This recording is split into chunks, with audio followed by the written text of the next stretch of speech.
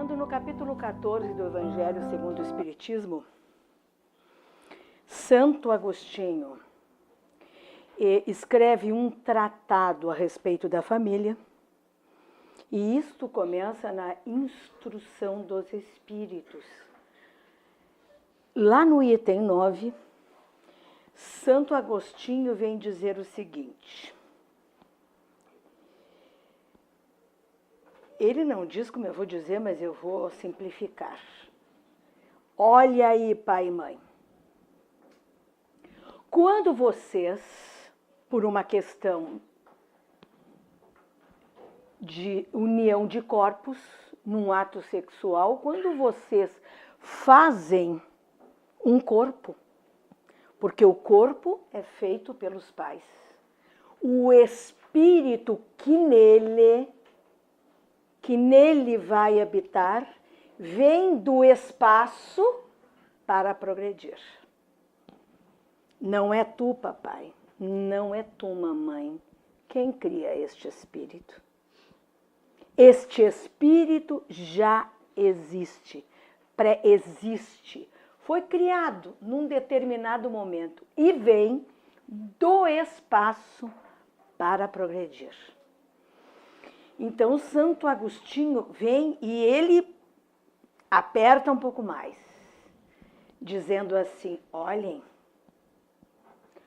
ponham todo o amor possível nesta relação, neste fato, neste ato da vinda de um filho, porque depende de vocês a aproximação deste filho com o pai verdadeiro. Aí a gente já começa a se dar conta da importância da educação, da importância da família na educação da criatura. E este é o nosso tema desta noite: como educar os filhos na atual transição. Eu sinto muito, eu não trouxe receita nenhuma, receita só de bolo. Quando muito de um sagu, que eu ganhei uma receita e agora sei fazer sagu, pode conseguir aprender a fazer sagu, pois é. Mas não trouxe a receita, porque isto depende muito da formação familiar e de cada um, como a gente encara esta tarefa. Então, esse espírito vem do espaço para progredir. Não podemos esquecer jamais exatamente desta afirmativa ou desta afirmação, porque ele não está aqui a passeio, nem nós. E por isso mesmo, lá no Livro dos Espíritos, uma obra que veio muito tempo antes do livro do Evangelho segundo o Espiritismo, quando vem falar a respeito da família, a respeito do exemplo de pai e mãe, enfim, da influência que o pai e a mãe podem ter sobre seus filhos, os espíritos benfeitores, quando Kardec pergunta se os pais influenciam, eles dizem que sim. A Beth fez um trabalho sobre isso, né? E eles vêm nos dizer lá no meio dessa resposta: os espíritos têm que contribuir para o progresso uns dos outros. Pois bem, os espíritos dos pais têm por missão desenvolver os de seus filhos pela educação. Então já começamos aqui, né? Dentro desse princípio doutrinário que vem nos alertar, que é justamente pela educação que nós vamos promover o progresso moral, o progresso espiritual daqueles que foram colocados sobre a nossa guarda, os nossos filhos. Então, nós temos um quinhão de responsabilidade enorme em toda essa formação, toda essa informação, toda essa educação. Porque na questão 385 do Livro dos Espíritos, exatamente quando Kardec indaga a respeito da educação, os espíritos vêm dizer que é a arte de transformar, de reformar, de modificar o caráter da criatura. Então, nós estamos vendo dois eixos interessantes.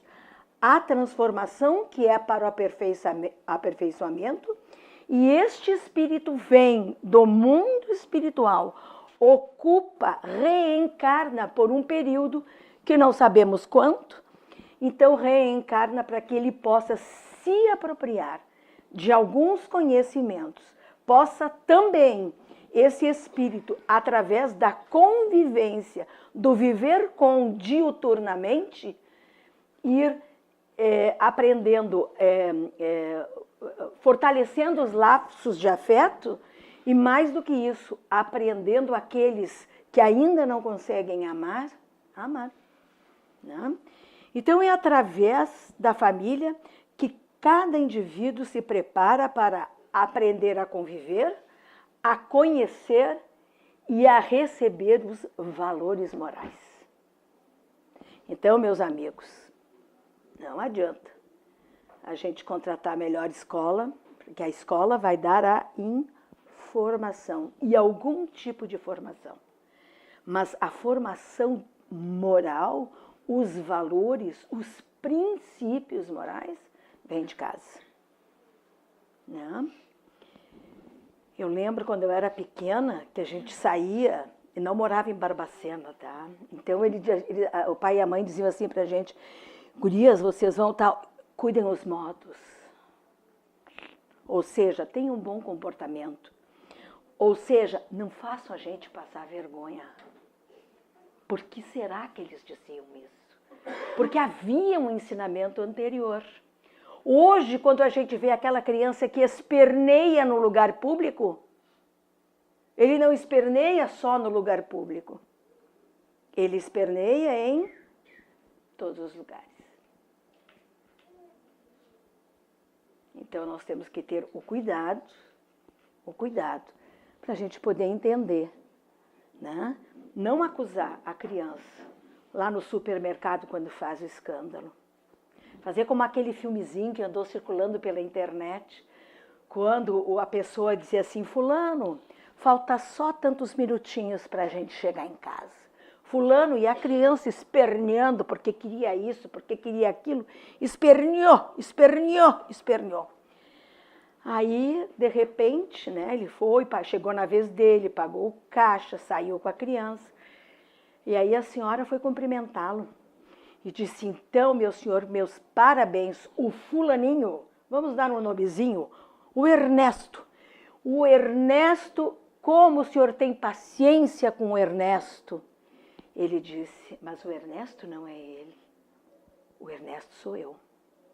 Então ele foi cobrando de si todo um exercício de paciência. Porque aquele que está aqui estabelecido e chega antes, ele tem no mínimo o dever de saber um pouco da vida, de ter recolhido algum ensinamento da vida, de ter apreendido alguma dica da vida que possa utilizar nos seus. Meu Deus, que lindeza tem ali, hein?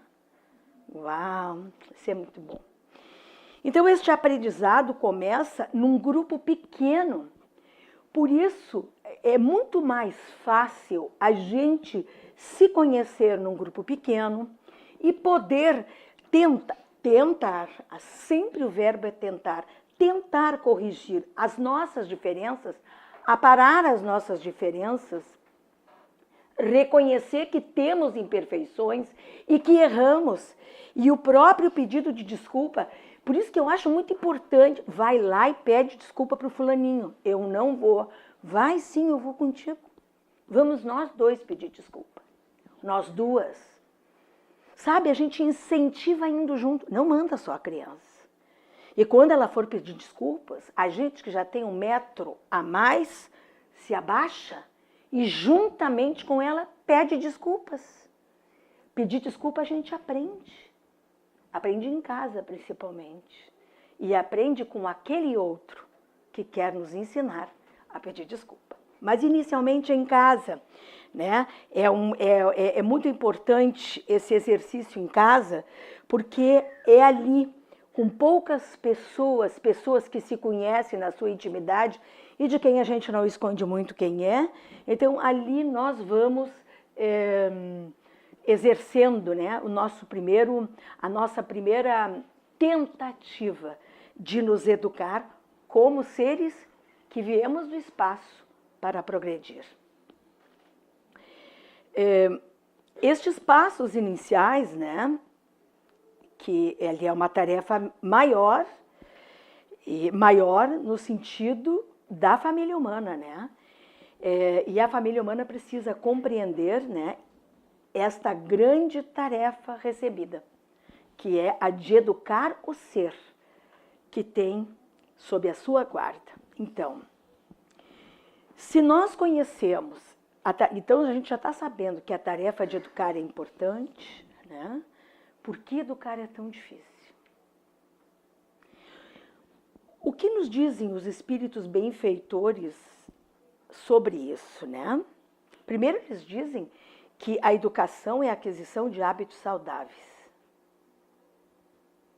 Depois, eles nos dizem também que quando a gente reforma o caráter, nós transformamos o caráter, significa que aqueles hábitos que nós tínhamos foram a pouco e pouco sendo substituídos por hábitos melhores. Aqueles dizem os espíritos hábitos saudáveis, eles definem desta forma.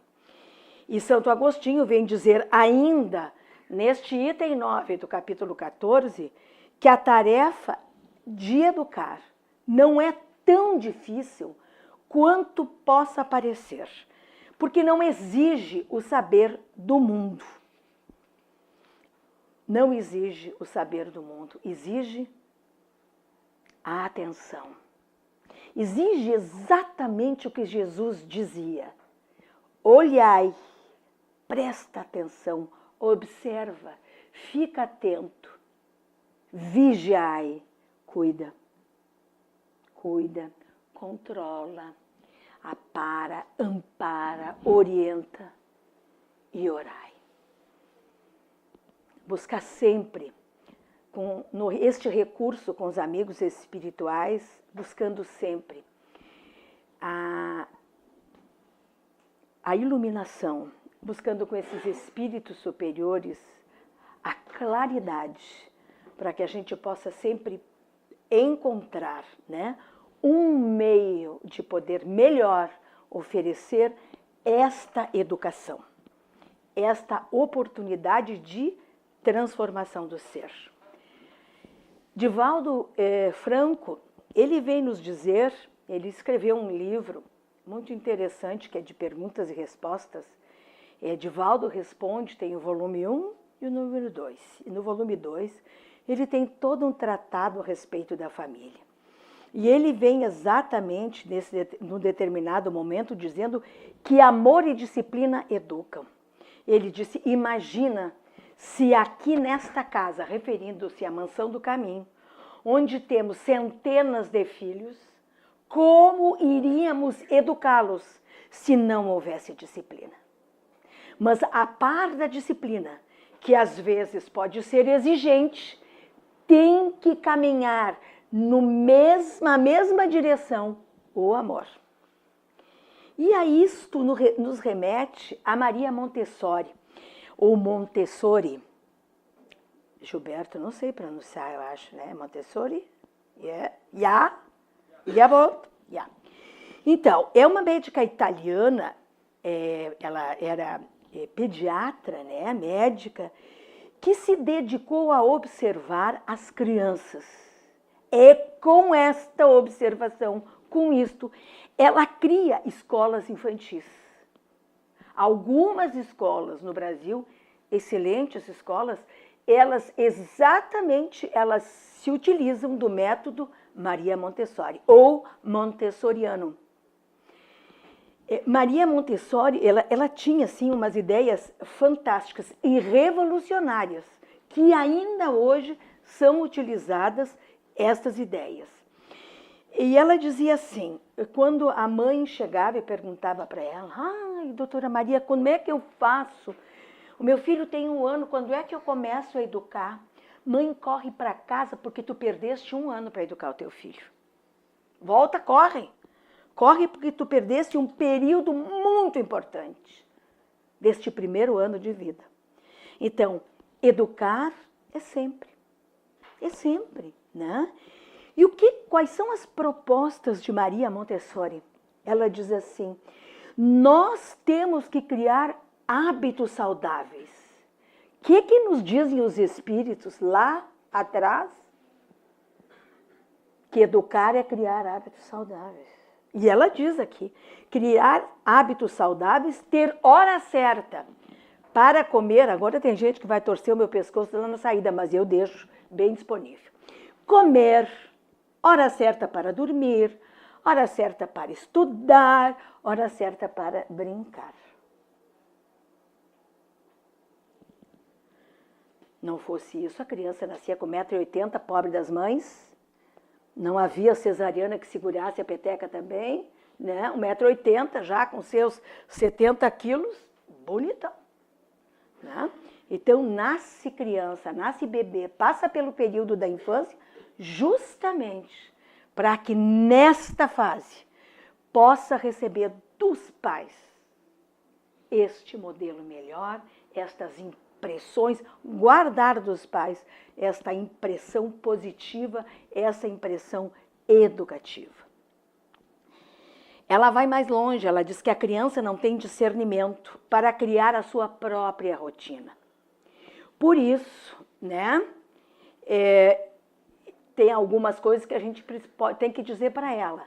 Tinha um quadro humorístico que dizia, isto pode, isto não pode. Exatamente isso. Então, como ela não tem discernimento, somos nós, as criaturas que temos o dever de amparar e de orientar, nós temos sim que criar essa rotina dizendo, isto pode, oba, isto não vai dar. E não se negocia. O Divaldo diz, tem algumas coisas que são inegociáveis. E os meus filhos, minhas centenas de filhos sabem disso. Nós vimos agora há pouco tempo uma reportagem dizendo que no Brasil as pessoas estão pensando em vacinar. Tem sábado agora, é isso? Teve ou vai ter? Teve sábado, né? Mas ainda é para ir no posto vacinar quem perdeu a tal da chance. Pois é, tem que vacinar. Isso não se negocia, isso é prevenção. Não se negocia. Eu não quero estudar. Será? Não se negocia, né? Essas coisas que os pais sabem que é para o bem desta criatura, não dá para negociar. Por que ela diz que tem esses hábitos, né? Esses hábitos saudáveis e uma rotina adequada são importantes. Ela diz que esta rotina e esses hábitos saudáveis ajudam a criança a desenvolver a disciplina e o autocontrole. E aos pais cabem, então, por isso, com esta rotina, com esta disciplina e com esta ideia, agora não pode isso, agora pode aquilo, agora é isso, agora é aquilo, a criança, nós vamos com isso cerceando os abusos, porque a criança, ela tenta. Ela dá uma voltinha, volta, agora pode? Dá uma voltinha, agora pode? Dá uma voltinha, agora pode? São inteligentíssimos. Inteligentíssimos. E também para que a gente possa, né, orientar as crianças no bom hábito.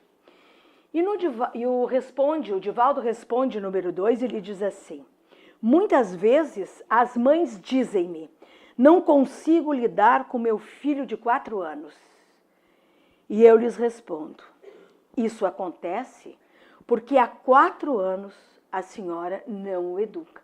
Então, ele dentro daquela casa chamada Mansão do Caminho, o método lá utilizado é montessoriano.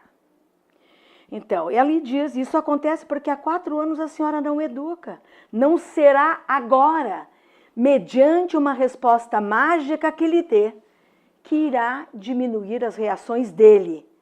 Há que fazer todo o exercício de reeducação. E, meus amigos, nós sabemos, educar é difícil, mas reeducar é muito mais.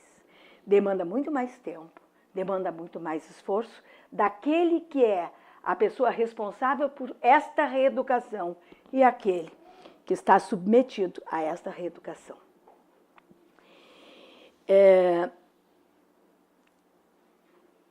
Aí ele faz uma outra, que não vamos entrar nisso, né? E ele vem dizendo que muitas vezes quando a gente está de bom humor, a gente proporciona tudo, quando a gente não está de bom humor, a gente nega tudo, mas isso é uma questão de controle pessoal de cada um de nós, né? Nós não podemos esquecer que a tarefa de educar, ela é permanente, porque esse espírito vem do espaço para progredir. Outra coisa importante que nós precisamos falar é sobre esses princípios, valores morais, né, que vêm dos pais e da família dos pais e que então a gente precisa trabalhar, né, oferecer esses valores morais para os filhos. Assim, quando o momento exige tolerância, nós temos que exercitar a paciência. Nesta vou reencarnar não sei quantas vezes. Então, quando exigir tolerância, o que os espíritos disseram para Kardec o significado de tolerância? O BIP, né? O que é caridade? É a benevolência para com todos mas a gente pode também dizer que é a tolerância, né? É a tolerância. Então, a gente precisa exercitar a paciência, porque o outro é imperfeito. Eu também sou. Não é o outro só que é imperfeito, eu também sou. Então, naquele momento, 2 brigar não vai resolver. Como dizia Chico, bota a aguinha na boca e deixa passar. Né? Enquanto tiver esse clima de discussão, a água se mantém na boca. Daqui para lá, de lá para cá. Quando terminou esse impasse, a gente engole a água. Antes disso, faz uma prece. Aprendemos isso também, porque daí a gente toma uma água bem melhor. Muito bem. Outras coisas, outro momento, né, em que os valores podem ser necessários, com a questão da disciplina. Agir com firmeza e, ao mesmo tempo, com doçura. Não vai, porque a gente combinou que se não tivesse acontecido esta coisa, não poderia sair. E não dá para negociar. Porque quando nós tomamos uma decisão antes, se a gente não mantém, todas as vezes, essa nossa postura pode ruir. Então, pensemos antes nos acordos celebrados, porque depois, toda hora é hora. Nós temos aquele adolescente que também, que está por aqui todo, mas enfim, não esquece, né? Dá a volta assim, mas tu disse que eu ia poder. Tu disse que naquele dia, tu falou que eu ia, tu falou. Pois é, mas as coisas acabaram não acontecendo, a nota aquela combinada ficou abaixo da expectativa, então, dessa vez não dá. Há choro e ranger de dentes, há choro e ranger de dentes. Mas isso faz parte da tarefa dos pais. A exemplificação também é um outro princípio moral, né, que nós, como pais, temos que firmar frente aos nossos filhos. Calar-se ante a provocação e a ofensa. Muitas vezes, o nosso filho fica agressivo diante de alguma situação que não pôde se concretizar. Então, nessa hora, a gente tem que mostrar, né, oferecer para os nossos filhos um modelo, ou para quem as crianças ou aquele jovem que está sob a nossa guarda, a exemplificação. Nós temos que ser sempre um modelo. Não somos um modelo de perfeição, mas somos um modelo. Então, quando a gente se cala, fica mais fácil depois nós sentarmos e conversarmos. Vai levar um tempo? Vai. Isso também faz parte, né? O exemplo arrasta. Nós falamos em exemplificação, né? O que nós queremos falar com isso, com o exemplo que arrasta? Não basta a gente exigir do outro ou dos outros um comportamento adequado, uma linguagem decente, quando nós não temos. Quando nós nos utilizamos de palavrões, quando nós não temos o menor decoro, então as relações ficam completamente inadequadas. Por quê? Porque não há o exemplo de quem deveria dar o exemplo, que é o adulto. Quando a gente fala também em educação, quando a gente fala na dificuldade, nesta dificuldade que nós estamos tendo de educar hoje os nossos filhos,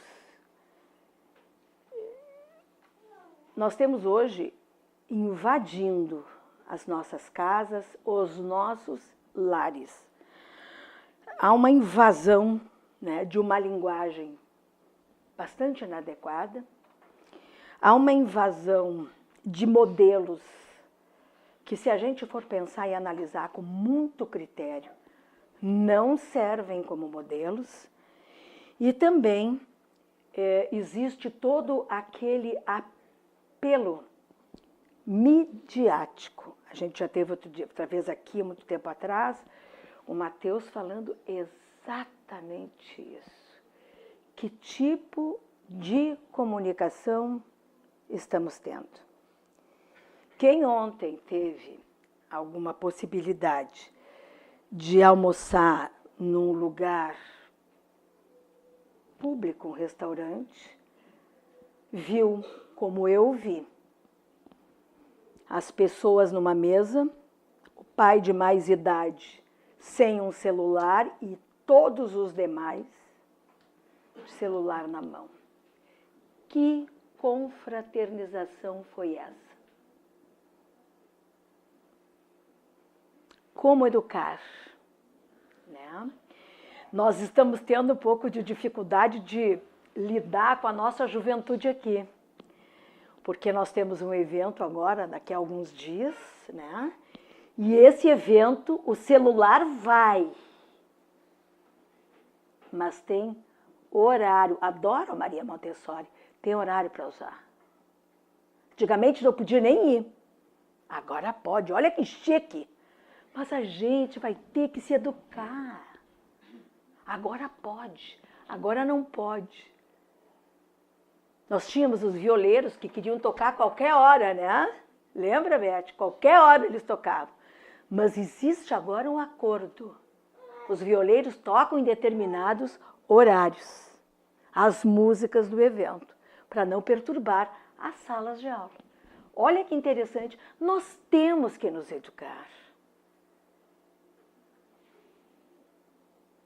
Quando os espíritos disseram, quando Santo Agostinho nos diz que nós temos que aproximar de Deus esta alma colocada sobre a nossa guarda, ele vem dizer que este filho é filho de Deus e que está sobre a nossa guarda. Ele vem dizer mais, que toda a felicidade futura desse filho depende do trabalho que hoje nós estamos fazendo nesta área da educação.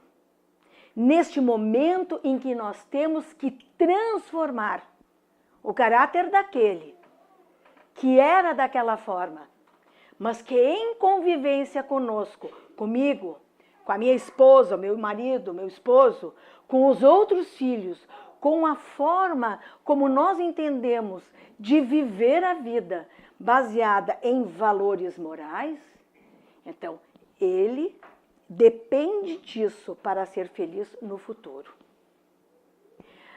A cada pai e a cada mãe Deus perguntará: que fizeste do filho que coloquei sobre a vossa guarda? Quando dependia de vocês fazerem dele um sujeito feliz, e ele hoje sofre, por consequência, vocês também sofrerão. Quem de nós quer sofrer? Ninguém. E quem diz que espírita gosta de sofrer, não conhece os espíritas. Espíritas não gostam de sofrer, entendem o sofrimento. Então, para que a gente vai sofrer? Vamos prestar bem atenção. Eu tenho as minhas amigas que já são vovó, como eu, né? E quando os netinhos estão sob a nossa guarda, né, vó? Sobre a nossa guarda, o que a gente tem que fazer? Estar no lugar de pai e mãe. Não deseducar a criança, porque vai depender dela ser feliz no futuro pela nossa ação de hoje. Então, meus amigos, não é fácil. Essa questão da educação não é fácil de a gente estar permanentemente ligado neste processo todo, que é intenso, é imenso e exigente.